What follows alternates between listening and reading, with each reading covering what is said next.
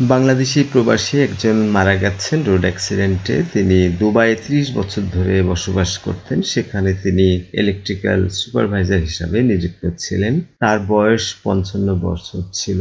তার নাম মোহাম্মদ আলমগীর। তার কাজিন জানিয়েছে, কনফার্ম করেছে নিউজ। মোহাম্মদ জাহাঙ্গীর আসলে চট্টগ্রামের বাসিন্দা, সন্দ্বীপ উপজেলার।